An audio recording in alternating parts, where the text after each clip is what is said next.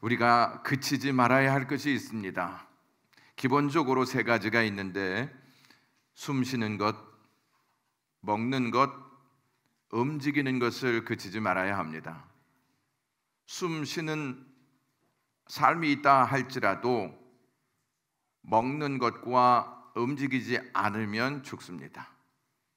숨 쉬는 것, 먹는 것, 움직이는 것은 영적인 것과도 동일합니다. 먼저 우리가 그치지 않아야 할 영적인 세 가지에 대해서 같이 살펴보겠는데요. 먼저는 우리가 그치지 말아야 할 것이 기도입니다. 숨 쉬는 것은 곧 기도를 의미합니다. 기도를 그치는 순간 우리는 영적으로 심정지 상태가 됩니다. 기도는 영적 심장을 뛰게 하는 것입니다. 이것을 아무리 이야기해도 순응하지 않는 분들이 있습니다. 마치 자신은 살아있는 것으로 확신하고 있기 때문입니다. 심장이 멈추면 죽은 상태가 됩니다. 예수님이 누가복음 18장 1절에 항상 기도하고 낙심하지 말아야 한다 하는 말씀을 하셨고, 바울은 골로새서 3장 1절에 기도를 계속하고 기도에 감사함으로 깨어있으라 라고 했습니다. 우리는 여기서 항상이라는 단어와 계속이라는 말을 접할 때 매우 부담스럽습니다. 항상 기도하라, 기도를 계속하라는 말씀은 어떠한 상황에서든지 기도하라는 것입니다. 기회가 주어질 때마다 기도하라는 것입니다. 그래서 우리는 가나안을 향하여란 주제를 가지고 금요 심야 예배를 하고 있습니다. 여러분 중에 기도의 자리에 나올 때 혹 오늘은 한번 교회에 가서 기도나 해볼까 하는 마음을 가지고 나오시는 분들이 있습니까? 만약 그러한 마음을 가지고 나온다면 오늘은 한번 하나님과 대화나 해볼까 라고 하는 생각과 똑같은 것입니다. 초대교회 성도들은 기도를 그치지 않았습니다. 그들은 기도의 중요성을 잘 알고 있었기 때문이었습니다. 기도하지 않는 교회는 숨쉬지 않는 교회이기 때문에 죽은 상태입니다. 살아 숨을 쉬는 교회는 기도합니다. 살아있는 사람만이 교제할 수 있습니다. 죽은 사람은 교제할 수가 없습니다. 하나님과 교제하는 교회는 살아있는 교회입니다. 하나님과 교제하지 않는 교회는 죽은 교회입니다. 교회를, 죽은 교회를 만들 것인가 살아있는 교회를 만들 것인가는 저와 여러분들에게 달려 있습니다. 우리는 초대교회를 갈망합니다. 초대교회로 돌아갑시다 하는 외침도 합니다. 이렇게 초대교회로 돌아가자 이러한 외침을 하면서도 기도하지 않고 있다면 이율배반입니다. 사도행전 2장 42절을 다 같이 읽겠습니다. 그들이 사도의 가르침을 받아 서로 교제하고 떡을 떼며 오로지 기도하기를 힘쓰니라. 아멘. 여기서 보시면 오로지 기도하기를 힘썼다라고 말씀하고 있습니다. 3부 예배 설교 시간에 언급한 예수님의 양옆에 있는 강도들의 내용을 기도의 관점으로 생각해 보겠습니다. 예수님께서 십자가에 달리셨을 때 양옆에 강도가 있었습니다. 가까이 있었을까요? 멀리 있었을까요? 멀리 있었던 것이 아니었습니다. 옆에 가까이 있었습니다. 많은 시간 예수님과 함께 보낼 수 있었습니다. 좋은 기회였을까요? 아니면 좋지 않은 기회였을까요? 우리는 잘 압니다. 좋은 기회였다고. 그런 상황에서 한 사람은 예수님께 자기의 영혼을 부탁합니다. 주님, 나를 좀 기억해 주십시오. 하나님 나라에 계실 때 나를 좀 기억하시옵소서. 이렇게 기억해 달라는 간구를 한 강도는 합니다. 그는 구원받아서 하나님의 나라를 얻었습니다. 다른 강도는 예수님을 조롱하며 그분께 아무것도 구하지 않았습니다. 그는 끝내 구원을 받지 못했습니다. 구원을 거절했기 때문입니다. 둘 다 같은 죄목이었습니다. 하지만 그들의 운명은 서로 달랐습니다. 그 차이는 은혜를 구하느냐, 은혜를 구하지 않느냐에 있었습니다. 교회 안에서도 두 종류의 사람이 있습니다. 은혜를 구하는 사람과 은혜를 구하지 않는 사람이 있습니다. 기도는 하나님의 은혜를 구하는 행위입니다. 은혜를 구하지 않는 행위는 기도하지 않는 것입니다. 여러분, 은혜는 항상 필요할까요? 가끔 필요할까요? 항상 필요합니다. 그러므로 기도는 항상 해야 합니다. 둘째로 우리가 그쳐서는 안 되는 것이 있는데 복음으로 가르침을 받는 것입니다. 42절을 다시 한번 읽겠습니다. 시작. 그들이 날마다 성전에 있든지 집에 있든지 예수는 그리스도라고 가르치기와 전도하기를 그치지 아니하니라. 숨을 쉬는 것이 기도라면 가르침을 받는 것은 복음을 먹는 행위입니다.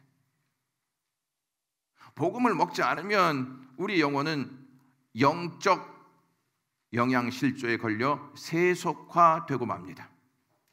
여러분, 세속화의 물결이 얼마나 강하게 일고 있는지 우리는 알고 있어야 합니다. 우리의 힘으로 세속화 물결을 이길 수 있습니까? 가르침에는 가르치는 자와 가르침을 받는 자가 있습니다.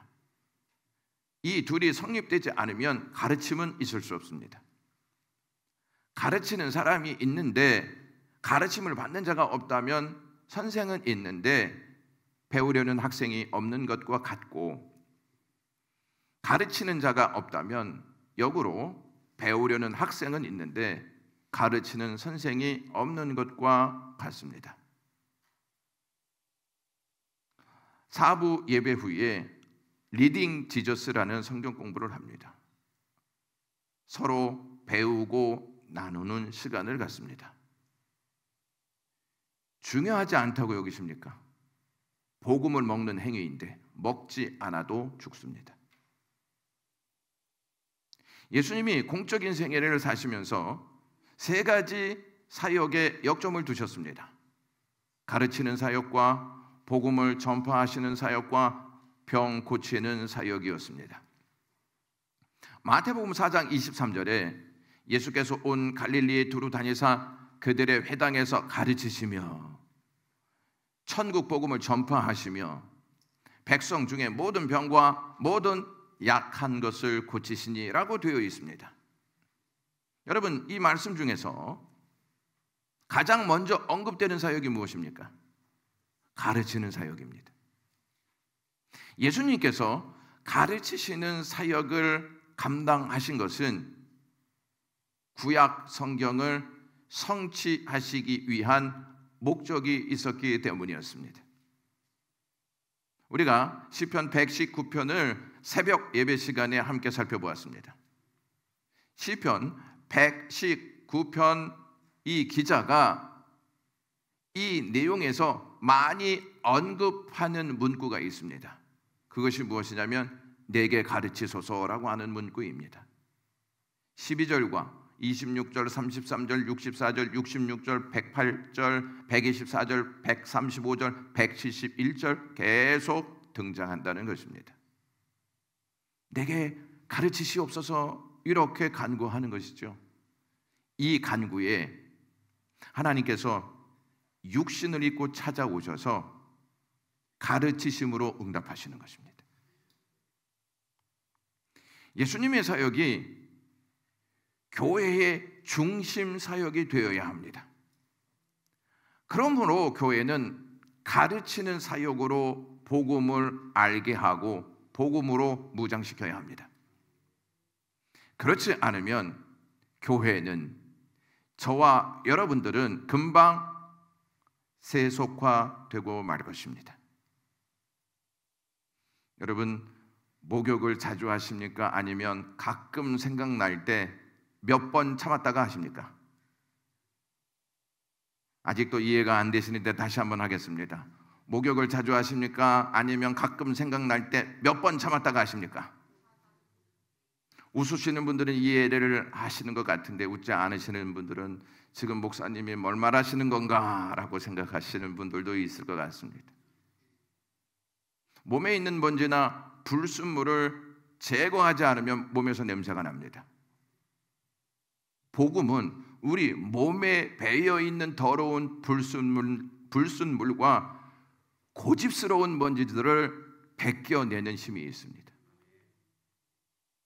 복음을 배우지 않으면 끝까지 자기 고집과 더러운 불순물에 매여 하나님의 말씀을 거스리는 행동을 서스럼 없이 할 것입니다. 악한 영들은 성도들에게 복음을 배우는 것에 관심을 갖지 않게 합니다. 복음을 배우는 순간 자기들이 남긴 흔적이 사라지기 때문입니다. 그래서 여러 가지 이유를 대고 참석하지 않게 만듭니다. 어려워서 배우기 힘들어. 수준이 들통날까 봐 배우기 힘들어.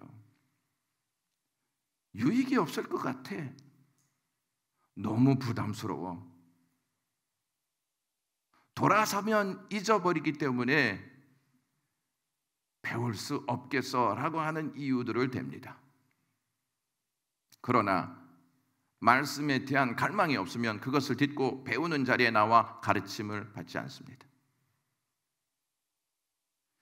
말씀에 대한 갈망이 있으면 그것을 딛고 배우는 자리에 나와 가르침을 받으면서 하나님의 복음을 계속 먹게 된다는 것입니다.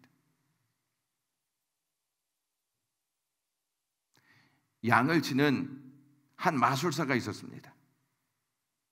그는 많은 양을 가지고 있었습니다. 그래서 비용이 아까워서 일꾼을 고용하려고 하지 않았습니다.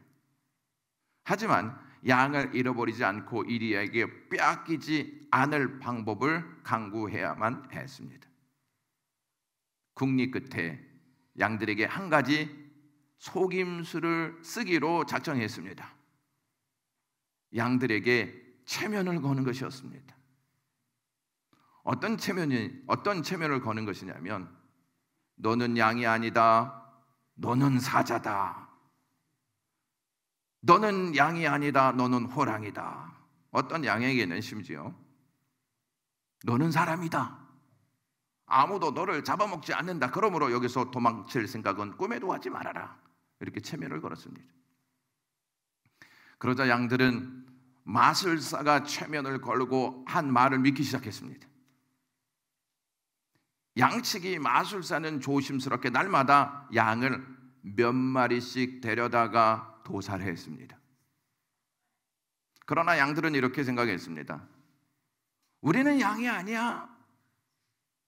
저 사람은 양만을 도살하는 거야. 우리는 사자이고 우리는 호랑이이고 우리는 사람이지. 이렇게 생각했습니다.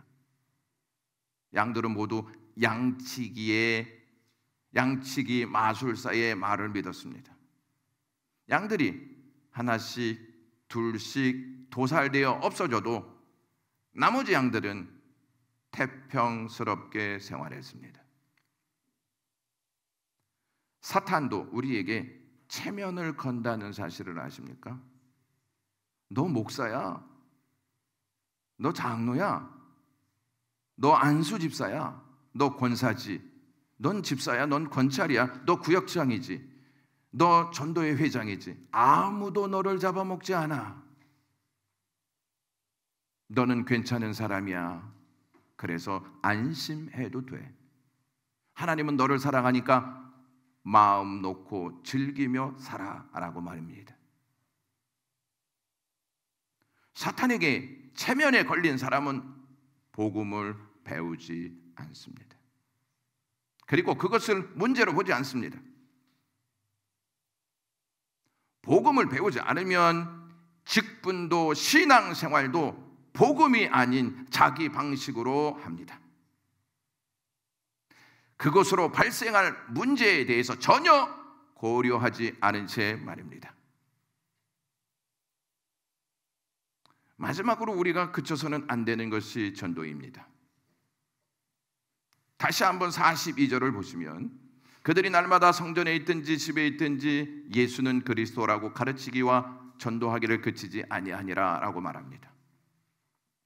기도는 숨을 쉬는 것이라고 했습니다. 가르침은 복음을 먹는 것이라고 했습니다. 전도는 믿음의 움직임입니다. 사실 사도들은 전도한다는 이유 때문에 종교 지도자들에게 극심한 탄압과 위협을 받았습니다. 종교 지도자들은 전도하지 못하도록 사도들을 잡아다가 옥에 가두기까지 했습니다. 사도들의 전도 방식은 예수님이 하신 방법대로 복음을 가르치는 방식이었습니다. 종교 지도자들은 사도들을 공회 앞에 세우고 경고의 메시지를 전합니다. 사도행전 5장 28절인데요. 우리가 이 이름으로 사람을 가르치지 말라고 엄금하였을 때 너희가 너희 가르침을 예루살렘에 가득하게 하니 이 사람의 피를 우리에게 돌리고자 함이로다. 여기서 잘 보세요. 사도들의 가르침이 예루살렘에 가득했다고 말씀하고 있습니다. 사도들이 얼마나 복음의 열정을 가지고 그들을 가르쳤는지, 복음을 전했는지를 알 수 있습니다. 사도들은 예수님께 배운 대로 복음을 가르쳤습니다. 그들의 가르침이 예루살렘에 가득하게 되었다고 말하고 있습니다. 종교 지도자들의 경고의 말을 듣고 베드로와 사도들은 조금도 두려워하지 않고 이렇게 대답합니다. 29절에서 32절입니다. 사람보다 하나님께 순종하는 것이 마땅하니라. 너희가 나무에 달아 죽인 예수를 우리 조상의 하나님이 살리시고 이스라엘에게 회개함과 죄 사함을 주시려고 그를 오른손으로 높이사 임금과 구주로 삼으셨느니라. 우리는 이 일의 증인이요 하나님이 자기의 순종하는 자에게 주신 성령도 그러하니라 하더라 라고 말씀하고 있습니다. 사도들의 메시지는 분명했습니다. 그리고 그들이 받은 사명이 무엇인지 과감하게 실천했습니다. 복음을 제대로 알면 전하는 메시지가 흔들림이 없습니다. 그 어떠한 것과도 타협하지 않습니다. 그리고 받은 사명을 위해 담대히 충성합니다. 우리는 우리 자신에게 항상 두 가지를 물어야 합니다. 첫째는 나는 복음에 대해 확실히 알고 신앙생활을 하고 있는가 하는 물음입니다. 다시 한번 말씀드리겠습니다. 나는 복음을 확실히 알고 신앙생활을 하고 있는가입니다. 복음은요, 복된 소식입니다. 복된 소식은 오직 예수 그리스도인 줄로 믿습니다. 예수 그리스도 외에 우리에게 무엇이 복된 소식이고 누가 복된 소식이 될 수 있습니까? 우리는 죄로 인해 죽어있던 자들이었고 사탄의 종이 되어 하나님의 심판을 기다리고 살던 죄인들이었습니다. 예수 그리스도가 왜 우리에게 복된 소식이 되는 것일까요? 죄로 죽어있는 우리를 살리기 위해 십자가에서 돌아가셨고 우리가 회개하여 죄의 사함을 받게 하시려고 하나님이 예수 그리스도를 살리셨습니다. 그리고 예수 그리스도를 우리의 구주와 임금이 되게 하셨습니다. 우리는 죄로 인하여 죽어 있는 상태에서 예수 그리스도로 말미암아 다시 살아났습니다. 그리고 하나님의 백성이 되었습니다. 이것보다 복된 소식이 무엇입니까? 둘째, 우리가 물어야 할 것이 있습니다. 하나님이 맡기신 사명을 위해 충성을 다하고 있느냐 하는 질문입니다. 복음을 제대로 아는 사람은 하나님이 맡기신 사명이 무엇인지 알고 충성합니다. 복음의 사도들은 복음 안에서 자신들의 사명이 복음의 증인임을 알고 그 일에 충성하였습니다. 하나님이 저와 여러분들에게 맡기신 사명이 여러 가지가 있습니다. 교사도 있고요, 찬양대도 있고, 식당 봉사, 주차장 안내, 또 예배 안내, 청소 등 다양합니다. 그러나 우리 모두에게 주어진 공통적인 사명이 있습니다. 그것은 복음의 증인입니다. 한국교회가 낳은 참으로 귀한 증인이 있습니다. 한국교회 인구가 18% 미만으로 추락하고 있는 요즘은 우리나라에서 세계 최대의 복음을 자랑한 곳이 있습니다. 그곳이 어디냐면 전라도 신안군 증도라는 곳입니다. 그곳의 복음화율이 90%입니다. 11개의 교회는 모두 시골 교회인데 그중에 6개 교회는 자립하고 있고, 이 교회들은 서로를 도와주고 있고 증도를 살리기 좋은 천국의 섬으로 가꾸고 있다고 합니다. 그런데 이 섬에 복음하는 목사님도 선교사님도 아닌 불행했던 한 여인의 헌신의 힘으로 말미암아 되어졌습니다. 그 여인의 이름은 문준경이라고 하는 분이었습니다. 문준경이라 하는 이분은 1891년 신안군 암태도에서 태어나 17세에 증도로 시집을 오게 되었습니다. 혼례를 치른 첫날 밤부터 남편에게 소박을 맞았습니다. 그 20년간 남편에게 버림을 받은 생과부가 되어 모진 생활을 하던 중 우연히 집에 찾아온 전도 부인에게 복음을 듣고 예수님을 믿었습니다. 그리고 이성봉 목사님의 부흥의 설교를 듣고 은혜를 받아 내가 하나님 나라에 헌신하는 사람이 되어야 하겠다라고 결단을 내렸습니다. 그녀는 그 경성 성서 학원에 입학하여 전도 부인이 된 후 고향인 신안에 내려와 나룻배를 타고 섬들을 오가며 복음을 전하기 시작했습니다. 주민들의 부탁으로 짐꾼, 우체부, 약사, 의사 노릇을 하여 몸으로 하나님의 사랑을 실천하며 1년에 9켤레나 되는 고무신을 갈아치우며 복음을 전했다고 합니다. 섬마다 개척 교회들이 세워졌고 그녀의 영향을 받은 청소년들 가운데 김준권 목사님, 이만신 목사님, 정태기 목사님, 신오균 목사님 등 30명의 한국교회의 지도자들이 생겼다고 합니다. 6.25 전쟁 때 공산당원이 그녀를 체포하자 새끼를 많이 낳은 씨암타가 죽어라 하고 소리치며 몽둥이로 내리쳤습니다.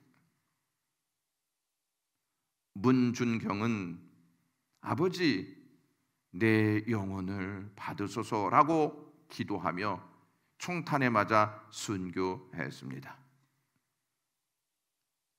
그녀의 장례식에는 당시 가장 큰 장례였던 김구 선생님보다 더 많은 인파가 모였다고 합니다.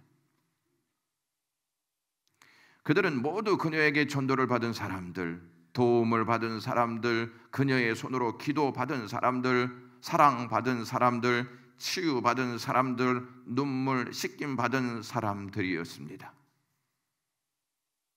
그 결과 오늘날 민족의 성지가 될 만큼 90% 이상 예수를 믿는 천국의 섬으로 변화되었습니다. 권능은 죽기까지 복음을 증거하는 것입니다. 만일 우리 가운데 문중경 같은 거룩한 전도자, 증인이 생겨날 수 있다면,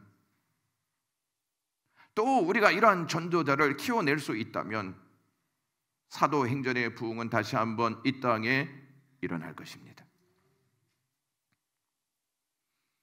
우리는 오늘 홈커밍 데이로 교회와 멀어져 있는 지인들 그리고 가족들을 하나님께 인도하는 시간을 가졌습니다. 홈커밍 데이 준비로 기도하고 헌신했던 모든 분들께 심심한 감사를 드립니다. 여러분들의 헌신이 있었기에 교회가 생명을 잉태하는 일을 감당할 수 있습니다. 어제는 영광랜드로 모든 교사들이 하나가 되어서 헌신했습니다. 문을 활짝 열었습니다. 하나님의 품으로 들어올 수 있도록 사랑을 활짝 열었습니다. 사랑을 가지고 돌아가라는 메시지를 그들에게 전달하고 영광랜드를 마쳤습니다. 여러분, 영광랜드도 끝났고 홈커밍 데이도 끝났다고 생각하십니까? 여러분 중에 이런 분들이 있을 줄 압니다. 내가 그럴 줄 알았어. 우리가 그치지 말아야 할 다른 한 가지가 더 있습니다. 그것이 무엇이냐면 관심과 관리입니다. 전도는 하나님 앞으로 인도하는 것으로 끝나는 것이 아닙니다. 하나님 앞으로 인도한 사람을 지속적인 관심과 관리로 믿음의 성장을 이룰 수 있도록 도와야 합니다. 여러분들이 낳은 자녀들이 내가 낳았으니까 너희들이 알아서 잘 커. 나는 이제 신경 쓰지 않을 거야. 니네들이 알아서 먹고 니네들이 알아서 옷 입고 니네들이 알아서 일하고 니네들이 알아서 돈 벌어서 잘 살아. 이렇게 하는 부모가 있습니까? 자녀를 낳은 다음에 잘 크기를 바라는 마음으로 관심을 갖고 관리를 할 것입니다. 내가 낳았으니 잘 길러야지 하는 마음을 갖습니다. 내가 전도했으니 이분이 잘 성장하여서 하나님의 사람이 되도록 돕는 역할이 우리의 사명 안에 있습니다. 관리는 곧 사랑입니다. 사랑이 없으면 관심이 사라집니다. 사랑은 사람을 바르고 온전하게 하는 토양이 됩니다. 그러므로 관심이 사라지면 그 사람은 사랑을 공급받지 못하기 때문에 하나님께 나오는 힘을 잃게 됩니다. 농부는 밭에 씨를 심습니다. 그리고 자라나기를 기다리며 계속 물과 비료를 주며 관리합니다. 농부의 관리가 없으면 심은 씨는 자라지 못하고 병풍에 피해를 입어 열매를 맺지 못할 것입니다. 예수님은 부활하신 후에 제자들이 보는 앞에서 하늘로 승천하셨던 것이 아니었습니다. 예수님이 승천하시면서 제자들에게 성령을 주셨습니다. 예수님이 그들에게 성령을 주신 것은 성령을 통해 삶과 신앙을 관리하도록 하시기 위한 목적이 있었습니다. 사도들은 종교 지도자들의 경고와 위협을 받으면서도 기도와 가르침과 전도를 쉬지 않았습니다. 그칠 법도 하지 않습니까? 그런데 오히려 어떠한 자세를 취하였느냐면 41절에 잘 나타나 있습니다. 다 같이 읽겠습니다. 사도들은 그 이름을 위하여 능욕받는 일에 합당한 자로 여기심을 기뻐하면서 공회 앞을 떠나니라. 우리는 전도하다가 위협적인 말을 들으면 두려움에 사로잡혀 이제 그만해야 되겠다 하는 포기 상태에 이릅니다. 그들은 어떻게 예수 그리스도의 이름을 위하여 능욕받는 일에 합당한 자로 여겼을까요? 그 일을 기뻐하는 자로 여겼을까요? 사도들은 예수님이 자신들을 살리시기 위해 어떠한 삶을 사셨는지 잘 알고 있었습니다. 예수님은 우리를 위해 능욕을 받으셨고 십자가에 달려 돌아가셨습니다. 예수님이 십자가에 달려 돌아가실 때 십자가 아래서 예수님을 조롱하고 십자가에서 내려오면 내가 구원자로 믿겠다는 말을 했습니다. 예수님은 그것을 다 들으셨음에도 십자가에서 내려오시지 않았습니다. 예수님은 우리를 위해 끝까지 순종하셨습니다. 이것을 알았던 사도들은 예수님의 삶을 따르고 있었습니다. 사도들은 분명 다시 백성들에게 복음을 가르치고 전도하게 되면 또 종교 지도자들에게 끌려가 더 심한 고문을 받게 될 것을 알았습니다. 그러나 그들은 가르치는 일과 전도하기를 그치지 않았습니다. 여러분, 홈커밍 데이를 하면서 여러 가지 말들이 있을 것입니다. 그래도 우리는 그치지 말아야 합니다. 그것을 그치는 날에는 죽은 것이라 생각하셔야 합니다. 우리가 살고 있는 것은 예수님께서 그치지 않는 은혜와 사랑을 부어주셨기 때문입니다. 우리에게 예수님의 사랑과 은혜가 그치는 순간 우리는 무가치한 존재가 됩니다. 예수님은 우리를 가장 가치 있는 존재로 삼으시고 은혜와 사랑을 그치지 않고 부어주고 계십니다. 믿습니까? 이것을 믿고 산다면 우리는 기도하는 일에, 가르침을 받는 일에, 전도하는 일에 적극적으로 행동하셔야 합니다. 기도를 멈추면 숨이 멎고 가르침이 멈추면 영적 양식을 먹지 못하는 상태가 되고 전도가 멈추면 믿음의 움직임이 멈추게 됩니다. 이 세 가지가 멈추는 순간 우리는 살아있는 것 같으나 죽은 것입니다. 기도하겠습니다. 하나님 아버지, 오늘도 우리가 그치지 말아야 할 것이 무엇인지를 같이 나누었습니다. 우리가 어떠한 모습으로 하나님 앞에 살아나가야 하는지, 사명을 어떻게 감당해야 하는지 배웠습니다. 우리는 복음을 제대로 알고 있는지 묻게 해 주시고, 복음을 제대로 알고 사명을 제대로 감당하고 있는지도 물으면서 살아갈 수 있는 하나님의 백성들 되게 하시옵소서. 사명을 감당함에 있어서 우리의 고집이 아닌 복음의 방식으로 감당할 수 있는 복음의 사명자들 되게 하시옵소서. 예수 그리스도의 이름으로 기도드리옵나이다. 아멘.